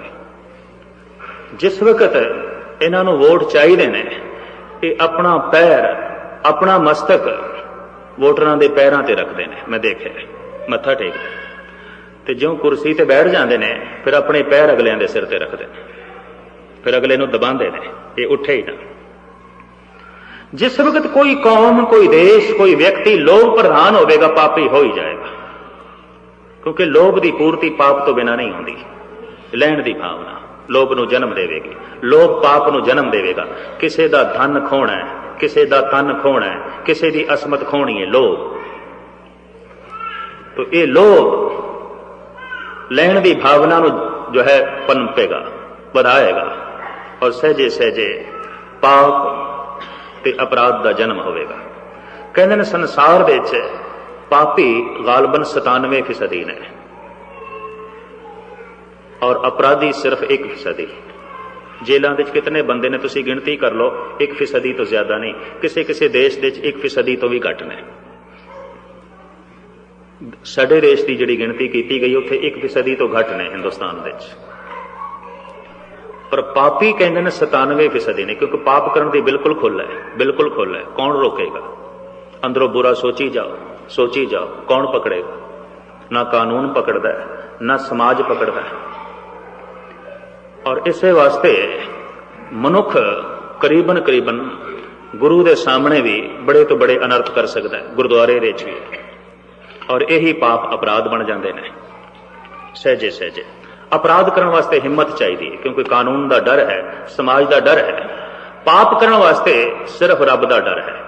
तो जे रब नूं मनना ही नहीं तो पाप करने की तो पूरी खुल है, गल खत्म। इस वास्ते अजोखी जिंदगी दे पाप बहुत है, बुरा सोचना बहुत है, क्योंकि बुरी सोच सिर्फ रब दे भय तो बिना दूर हो ही नहीं सकती, कानून के भय नाल नहीं दूर होगी। कानून रोकता ही नहीं, कानून की पहुंच ही नहीं, पुलिस की पहुंच ही नहीं लोगों के मन तक के मन की पे करते हैं। तो जब पूरी खुल है तो बंदे दे मन ने ते अनर्थ करना है, पूरी खुल है तो बंदे दे मन ने ते बुरा सोचना है। तो जिहड़े मन का अध्ययन करने वाले पुरुष ने साडे देश दे विच, वो कहंदे ने 100 दे चों 97 बंदे पापी ने। और ये गिणती गिण के आत्मा कम जाती है, इतने मन नाल बुरा सोची जांदे ने, शरीक दा, दूसरे दा, तीसरे दा, किसी कौम दा, किसी देश दा। कर नहीं सकते बुरा, पर सोची जाते, मन नाल करी जाते, विचार है कि ये पाप है, ये नाल मन मैला हो जाता है। अपराध कर छड़िया तो बंदा पकड़िया जाता है। तो अपराधी थोड़े ने, 1% बहुत थोड़े ने, पापी बहुत ज्यादा ने। और सहजे सहजे ये पाप पनप के ही अपराध बनता है। इस वास्ते जो कि दुनिया में अपराध वधदे जा रहे हैं क्योंकि पाप वधदे जा रहे हैं। पाप इस वास्ते वधदा जा रहा है कि लोभ वधदा जा रहा है, और लोभ इस वास्ते वधदा जा रहा है कि लैण की भावना वधदी जा रही है। इस देश के कोलों लैना है, बदले च कुछ नहीं देना। इस कौम के कोलों लैना है, इस परिवार के कोलों लेना है, मित्र कोलों लेना है, पुत्र कोलों लेना है, भरा को लेना है, सन्मान लेना है, इज्जत लेनी है, प्रतिष्ठा लेनी है, सब कुछ लेना है, बदले च कुछ नहीं देना। तो लैण की जिहड़ी भावना है ये लोभ नूं जन्म देवेगी। लोभ पाप नूं जन्म देवेगा और पाप अपराध नूं जन्म देवेगा। सह गुरु नानक देव जी महाराज कहते लब पाप दोए राजा महता कूड़ होआ सिकदा। अजोके समय विच मनुख दे सिंघासन दे उत्ते राज कर रहा है लब, लोभ, और इस लोभ दा वजीर है पाप, क्योंकि जिथे लोभ है उत्थे पाप होवेगा, हर हालत विच होवेगा। लोभी बंदा पापी होवेगा, क्योंकि लोभ की पूर्ति वास्ते पाप चाहिए ते पाप की पूर्ति वास्ते अपराध चाहिए ने। तो पापी अपराधी हो जाएगा, ठगी करेगा, धोखा करेगा, अनर्थ करेगा, इस तो बिना गल ही नहीं बनती। और ऐसा लोभी बंदा जे दान भी करेगा तो व्यापार है, ऐसा लोभी बंदा धर्म मंदिर भी बनाएगा तो व्यापार है, और गुस्ताखी माफ ऐसा लोभी बंदा लंगर भी चलाएगा, अखंड पाठ भी कराएगा, तो उसदी अंदर दी भावना विच व्यापार है और कुछ नहीं। लोकां नूं पता चले। एक डेरादून विच नास्तिक बंदा जो हर साल मेरे नाल बहस करदा सी, कोई रब नहीं, ते मैनूं कहंदा सी अजोकी सदी विच, इस 20वीं सदी विच जिहड़ियां गल्लां तुसीं करदे पए हो अज दे समाज ते पूरीआं नहीं उतरदियां। कहने लगा अज तो 200-400 साल पहले करदे ते गल सी, जमाना किथे दा किथे पहुंच गया ते तुसीं ओही पुराणियां गल्लां लई फिरदे हो। दुनिया नूं कोई नवीं सेध दिओ, कोई नवे विचार दिओ, ओही पुराणियां गल्लां घिसियां पिटियां वो क्यों सुणांदे? दलीलबाज बड़ा सी, दलीलां वो बड़ियां देवे, सिलसिला बड़ा। रब दी नेत जब दूसरे साल में गया तो मैं सुन के हैरान हो गया कि उस सिंह के घर अखंड पाठ रखे हुआ है और बड़ी भीड़ है, लंगर भी चलता पिया, और कुछ संत मंत भी उसने पंजाब तो मंगाए ने। बड़ा भारी इकट्ठ है, बंदा बड़ा धनाड़ ते बड़ा प्रतिष्ठित सी, उसकी बड़ी गल अंदरों नास्तिक। गल रही नहीं गई, जदे मैं सुनिया तो सीधा मैं दुकान ते पहुंचा। उसकी रस्ते च पैंदी सी मेरे सैर, जद मैं करन जांदा सी तो मैनू वेख के बड़ा खुश होया। मैं कहा पुरखा मैं सुनिया तेरे घर अखंड पाठ चल रहा। कहने लगे हाँ। तो मैं कहा तू तो कई सालों तो खप पिया मारदा सी, मेरा सिर खपा छड़िया सी, रब नहीं है, गुरु नहीं है। कहंदा मैं तो हुण भी कहना गुरु नहीं है, रब नहीं है। तो मैं कहा फिर अखंड पाठ काहदा रखाया? कहंदा ज्ञानी जी इलैक्शन नेड़े आए ने तो मैं खड़ा होना है, इस बहाने च मेरा बड़ा जो है प्रोपेगंडा हो जाना है, बड़ी दुनिया आनी है, तुसी की जानो इस गल नूं? उन्हें इंज कह दिता। हुण ये अखंड पाठ रखाया होया क्या पुण्य है? ये लंगर चलाया होया क्या पुण्य है? ये दान किया होया क्या पुण्य है? व्यापार है, बिल्कुल व्यापार है। कई बंदे धर्म नूं इसे ढंग नाल इस्तेमाल करते हैं। गुरुद्वारे का नां लेना अपनी हौमे नूं पट्ठे पाने, धर्म का नां लेना अपने हंकार नूं पट्ठे पाने, दान पुण्य की गल करनी विचे लैण की भावना तो व्यापार। कोट मधे को बिरला सेवक और सगले व्यवहारी। इलैक्शन के दिनों च मैं देखे कम्युनिस्ट वो भी गुरुद्वारियां च आण लग पैंदे, मंदिरां च आण लग पैंदे। चलो लोगों के कोल हुण रब दे नां दा ही वोट लै लो, उंज तेन मिलना नहीं, उंज ते लोकी जिहड़े आस्तिक होणगे देणगे नहीं, चलो इंज ही सही। ये तो व्यापार है, ये गुरुद्वारे आना भी धोखा है। लैण की भावना इतनी प्रधान होवे तो फिर उत्थे पाप होवेगा और उत्थे अपराध भी जन्मेगा। इस वक्त जिहड़ा दौर चल रहा है गुरु नानक की दृष्टि दे च लब पाप दोए राजा महता कूड़ हो आ सिकदार।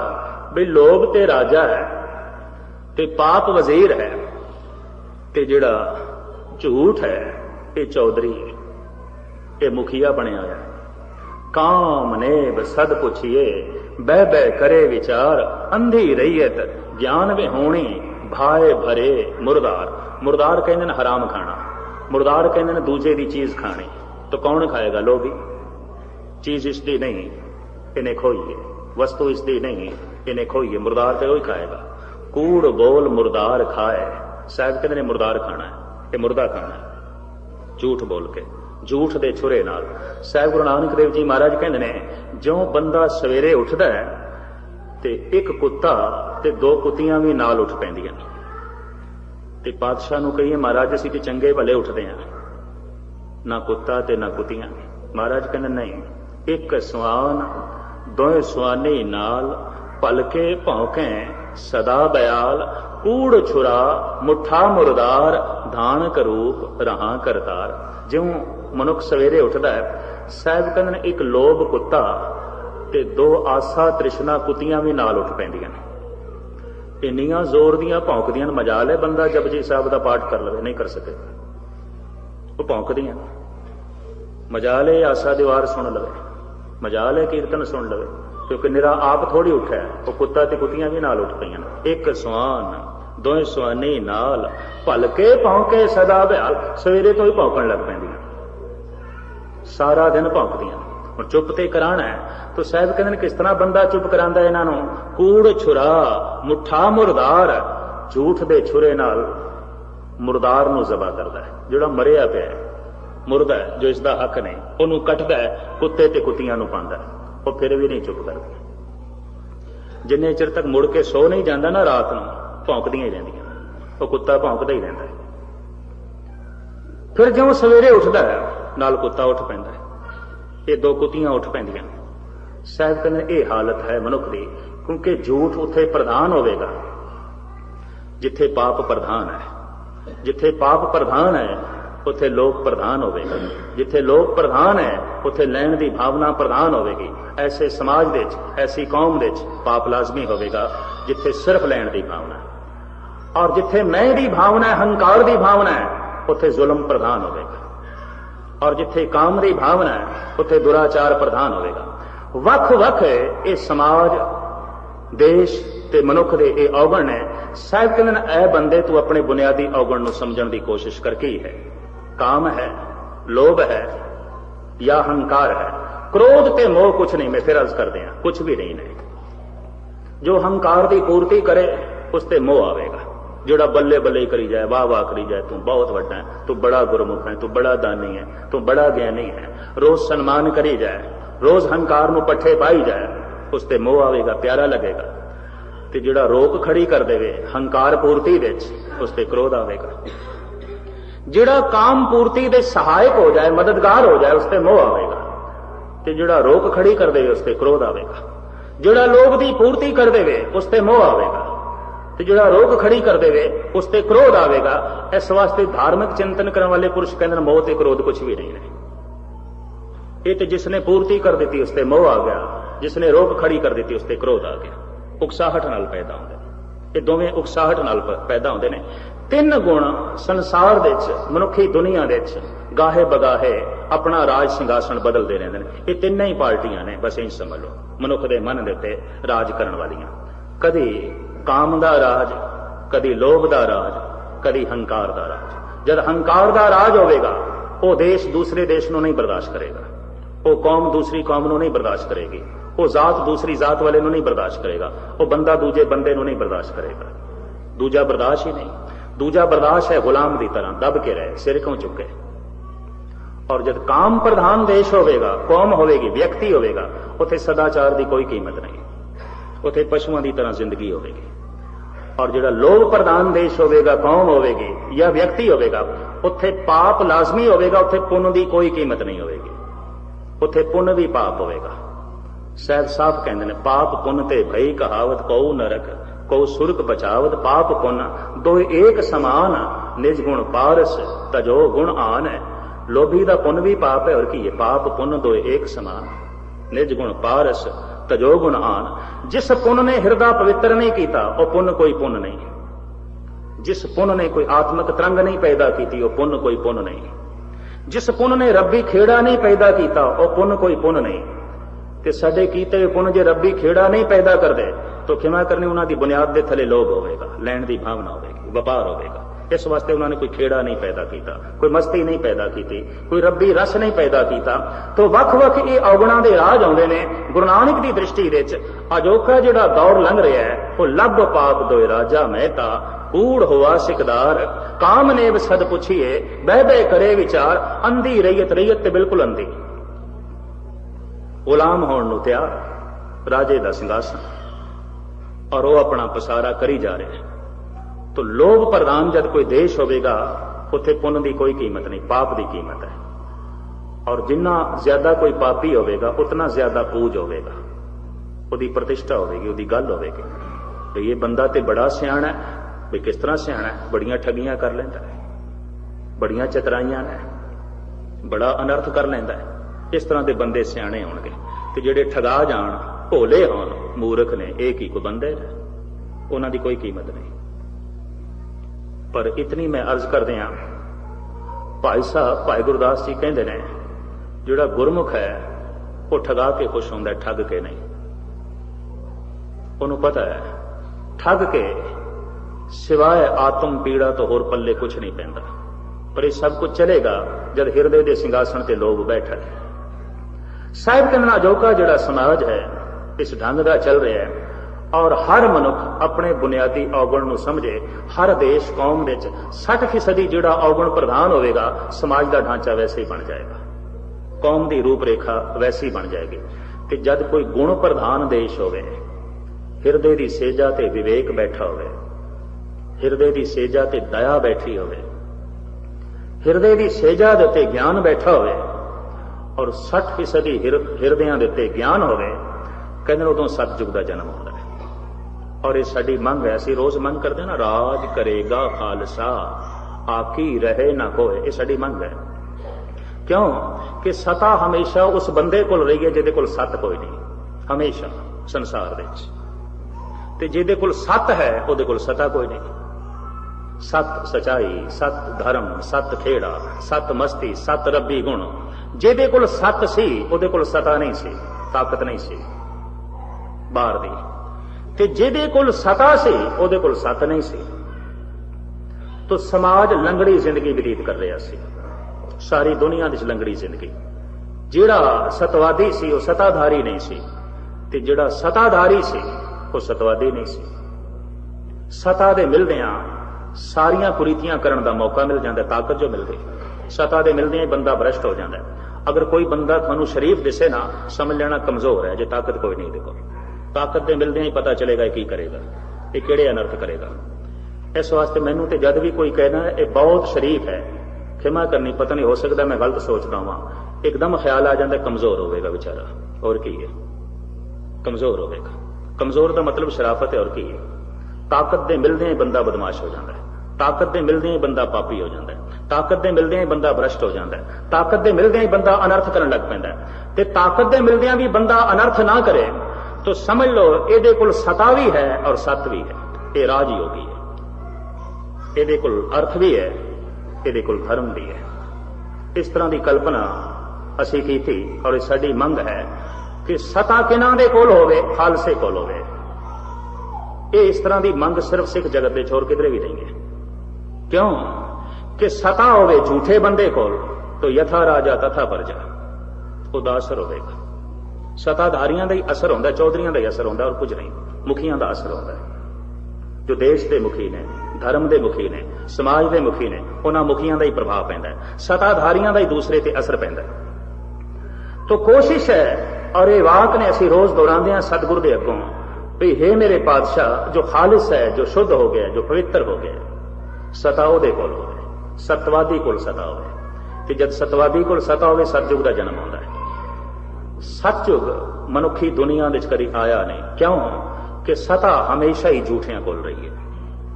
अगर किसी सताधारी दे कोल सत आया भी है तो किसी सतवादी कोल सता आई भी है तो थोड़े जिहे दायरे च। जनक सी एक थोड़े जिहे दायरे का राजा, बाकी दुनिया च झूठ ही झूठ। महाराजा रणजीत सिंह सी देश के एक छोटे जिहे हिस्से का राजा, बाकी दुनिया च झूठ ही झूठ। जमीन बहुत वड्डी है, मनुखी समाज बहुत वड्डा है। जितने चिर तक समुची दुनिया के सताधारियां दे कोल सत ना होवे ते सतवादियां दे कोल सता ना होवे, कतई सतयुग का जन्म नहीं होगा। भजनीक है, बंदगी करता है, रब्बी रस है, सच ते कोल है, सता कोई नहीं।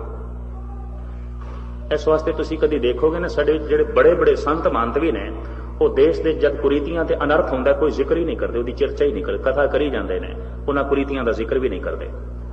ਦੇਸ਼ ਦੇ ਵਿੱਚ ਇੱਕ ਦੌਰ ਚੱਲਿਆ ਐਮਰਜੈਂਸੀ ਦਾ, ਔਰ ਲੱਖਾਂ ਬੰਦੇ ਜੇਲ੍ਹ ਵਿੱਚ ਬੇਕਸੂਰ ਵੀ ਸੁੱਟ ਦਿੱਤੇ ਗਏ, ਲੱਖਾਂ ਬੰਦੇ। ਪੰਜਾਬ ਵਿੱਚ ਵੀ ਹਜ਼ਾਰਾਂ ਬੰਦੇ ਪਾ ਦਿੱਤੇ ਗਏ। तो देश ਦੇ ਇੱਕ ਸਭ ਤੋਂ ਵੱਡਾ ਸੰਤ ਸੀ, ਸੰਤ ਵਿਨੋਬਾ। ਉਹਨੇ ਦੇਖਿਆ ਹੁਣ ਲੋਕੀ ਸਵਾਲ ਕਰਨਗੇ, ਪੁੱਛਣਗੇ। ਪਤਾ ਉਹਨੇ ਕੀ ਕੀਤਾ? इधर एमरजेंसी लगी, इधर दूसरे दिन उसने मौन रख लिया। कहता मेरा 1 साल वास्ते मौन, मैं बोलना ही नहीं, बयान दे दो। ना कोई पूछे ना दसे, कि उन्होंने पता जबान खोली नहीं तो जेल जाना पैना, जबान खोली नहीं तो अनर्थ हो जाना। ये संतां दा हाल सी, जिहड़ा राष्ट्रीय संत है। सच ते है, सता कोई नहीं, ताकत कोई नहीं, अंदर हिम्मत नहीं, तो मौन धारण किया। आप सुन के हैरान होवोगे, इधर एमरजेंसी टूटी, इधर उसका मौन टूटे, उस तो पहले कोई नहीं, वो मौन ही रहे, अपना मौन बढ़ाई गया। ना कोई सवाल करे ना जवाब दिता जाए, चुप खामोश। इत्थे हुण उस संत की लोड़ सी जिहड़ा कह देवे सच सुनाए सी, सच की बेदा। ऐ बाबर जी तेरे मुंह ते मैं तेनू जाबर नहीं आख्या कि जब तू मर जाए या मैं एक पासे हो जावा, मेरा जाबर कहना की मैंने रखता है। मैं तेरे मुंह ते कहना तू बाबर नहीं तू जाबर है। ऐ औरंगजेब मैं तेरे मुंह ते कहना है तू रा तर्क ताजी ब मकरो रया, मरा चारा साजी ब सिदको सफा। तू मक्कार है, धोखेबाज है, झूठा है, फरेबी है। तू रा तर्क ताजी ब मकरो रया, मरा चारा साजी ब सिदको सफा। और ऐ औरंगजेब ये भी सुन ले, न जेबत तुरा नाम औरंगजेब के औरंगजेब नबायद फरेब। अगर सदकुरां बखुरी कसम मरा एतबार न यकजर रदा। तो एक नहीं 1000 कसमां भी कुरान दियां खा लवें, कुरान सच्ची हो सकती, तू झूठे दा झूठा है। तेरी कसम ते कोई भरोसा नहीं, तेरी कसम ते कोई विश्वास नहीं, तू झूठा है, तू फरेबी है, तू मकार है। और ये भी सुन ले, तू जाहिर करदा है कि मैं तस्बीह फेरदा, रोजे रखदा, नमाज पढ़दा, मैं तेनू भगत नहीं मनदा, खुदा शनास नहीं मनदा। तो रामन न दानम के यजदा शनास बरामद जतोकार हातिल खराश। तू बड़े लोगों को खराश पहुंचाइए, चोट पहुंचाइए, बड़े बंदे मारे, बेकसूर मारे। रब नाल जुड़िया होया मनुख खराश नहीं पहुंचाता, चोट नहीं पहुंचाता, इन्ना अनर्थ नहीं करता, मुंह ते कह देता। ये नहीं कि मौन धारण कर लेना है। और जेडे बंदे मौन धारण कर लेंगे संत विनोबा ही होणगे, और कुछ नहीं है। मौन धारण कर लेंगे, अनर्थ देखिया सामने चुप कर गया, असी की लेना है। इसका मतलब लेना हो तो कुछ करना, उंज नहीं करना, तो लोभियां का काम है। असी की लेना, लोग इंज कह देंगे बई फलानी थां ते अनर्थ पे आउंदा, तू भी कुछ बोल, कहंदा असी की लेना जी। भाई हद होगी, जब कोई लेना तो बोलना, उंज नहीं बोलना, उंज नहीं कुछ कहना। तो निरी व्यापारी ये जहनीयत सता दे मिलदे ही मनुख का पता चलता है कि कितना भ्रष्ट हो जाता है। इस वास्ते साडी ये रोज की मंग है, ऐ गुरु ए अकाल पुरख जिहड़ा सतवादी है, सता ओहदे कोल होवे, ते जिस दे कोल सता है वो सतवादी होवे, ताकि दुनिया दे सतयुग आवे। गुण प्रधान देश होवे, गुण प्रधान कौम होवे, गुण प्रधान व्यक्ति होवे, ताकि सारे आराम नाल रह सकन, ते सारियां दा भला होवे, ते सारे एक दूजे पासे सोचन। ये गुरमत दे हतेशियां दी मंग है, गुरु घर दे मंग है, रोज दोहराई जाती है। और अपने घर तो ही शुरू करिए, अपने आप तो ही शुरू करिए, ते सहजे सहजे असी समुची दुनिया दे भी सतयुग लियाण दे बायस बन सकते हैं, और यह सन्मान सानू मिल सकता है। फिर मैं अर्ज करदे हां, हर मनुख की बुनियादी कमजोरी वख-वख है, उन्होंने समझ के चलना है कि बुनियादी कमजोरी की है, और उस कमजोरी का सही ढंग दे नाल इलाज करना है, उन्होंने समझना है, उसनों वेखना है। उस कमजोरी नूं वेखदे ही वो कमजोरी सहजे सहजे मिटन लग पैंदी है। सतगुरुदेव जी महाराज बख्शिशां करन। साहिबां दे इस पंक्ति तो लैके जिहड़ियां विचारां मैं तुहाडे सामने रखियां ने, लब पाओ दोए राजा मेहता। इस वक्त मनुखी हिरदियां दी सेजा दे उत्ते लोभ दा राज है, किसी वक्त काम दा रहा है, किसी वक्त हंकार दा रहा है। अजोके समय च लोभ है, किसी वक्त बंदा हंकार की खातर सब कुछ तबाह कर देंदा सी, किसी वक्त बंदा काम की खातर सब सदाचार दियां लकीरां उलंघ जांदा सी। अज बंदा लोभ की खातर सब ईमान धर्म बेचण नूं तैयार, खत्म करन नूं तैयार। लोभ की पूर्ति होनी चाहिए। ये वख-वख कमजोरियां ने, ਵੱਖ-ਵੱਖ ਹਿਰਦੇ ਦੀ ਸੇਜਾ ਦੇ ਉੱਤੇ ਰਾਜ ਕਰਨ ਵਾਲੇ ਜਿਹੜੇ ਰਾਜੇ ਨੇ ਉਹ ਬਦਲਦੇ ਪਏ ਨੇ। ਔਰ ਹਿਰਦੇ ਦੀ ਸੇਜਾ ਤੇ ਜਦ ਦਇਆ ਬੈਠਦੀ ਹੈ, ਖਿਮਾ ਬੈਠਦੀ ਹੈ, ਸਤ ਸੰਤੋਖ ਬੈਠ ਜਾਂਦੇ ਨੇ, ਨਿਰਵੈਰਤਾ ਬੈਠ ਜਾਂਦੀ ਹੈ, ਵਿਵੇਕ ਬੈਠ ਜਾਂਦਾ ਹੈ, तो अंदर का सारा राज का ढांचा बदल जाता है। राजे के बदलदियां कानून बदल जाते हैं, राजे के बदलदियां लाजमी कुछ ना कुछ क्रांति आती है, तब्दीली आती है। जिस वक्त गुण प्रधान कोई व्यक्ति होता है या समाज ते देश होता है, सारा ढांचा बदल जाता है। मेरे पातशाह रहमत करन तुहाडे सारियां दे हिरदियां दे उत्ते गुण राज करन, ताकि ऐसा समाज बन सके, ऐसा साडा माहौल बन सके कि सानू वेखदियां ही लोकी कहने ते कोई सतयुगी जीव बैठे ने, ये तो कोई सतयुगी बंदे ने, ये तो इस माहौल तो उच्चे, ये तो कोई गुण प्रधान कौम है, ये तो कोई गुण प्रधान समाज है, ये तो कोई गुण प्रधान व्यक्ति है। इतने बचनों को प्रवान करना थोड़ा हार्दिक तौर पर धन्यवाद। लगातार इतने दिन तुसी टिकाव नाल सरवण करते रहे, तो थोड़े टिकाव का सदका ही मैं बोल के सुनांदा रहा, तो 15 मिनट बोलना भी बड़ी औखी गल है। तुसी टिक के सुनते रहे हो, तो थोड़ी एकाग्रता ही मैनूं शक्ति देंदी रही है, तो इतनियां कुछ मैं गल्लां थोड़े सामने रख सकिया। एक पाठी की तरह गुरबाणी के कुछ अर्थ किए ने ते पढ़ के थानू सुनाई है। किसे किसे थां मेरे अर्थ गुरमत की कसौटी ते पूरे ना उतरे होण, मेरे बोल इंसानियत धर्म ते समाज की कसौटी ते पूरे ना उतरे होण, उन्हां बोलों वास्ते मैं खिमा दा जाचक हाँ। ते जद कोई मूर्ख अपनी मूर्खता ते कमजोरी वास्ते खिमा मंग लवे, हर सियाणे दा फर्ज हो जाता है उसनूं खिमा कर देना। हर वो बचन जो सच्चाई ते पूरा ना उतरिया होवे, उस वास्ते खिमा दा जाचना। पर कोई ऐसा बचन जो सच्चाई ते भी पूरा उतरिया है ते फिर भी किसी का हिरदा दुखिया है, मैं उस वास्ते खिमा नहीं मंगदा, उस वास्ते कोई खिमा की याचना नहीं, क्यों फिर सच की तोहीन होगी और गुरबाणी की तोहीन होगी। गुरबाणी सुन के अगर किसी के हिरदे दुखे ने, गुरबाणी के अर्थ करके अगर किसी के हिरदे दुखे ने, उस वास्ते खिमा की याचना नहीं, क्योंकि गुरबाणी की तोहीन होती है। कोई ऐसा मेरा बोल जो अचनचेत मेरी जुबान तो निकले है, जो धर्म सच्चाई इंसानियत की कसौटी ते पूरा ना उतरे होवे, उस वास्ते मैं खिमा दा जाचक हाँ। और उम्मीद है उन्हां बोलों वास्ते तुसी खिमा कर दोगे। सारियां दा ते मुखी सजना दा फिर हार्दिक तौर पर धन्यवाद। सतगुरुदेव जी महाराज फिर नदी नाओ संजोगी मेला करान, गज वज के फतेह प्रवान करनी। वाहिगुरू जी का खालसा वाहिगुरू जी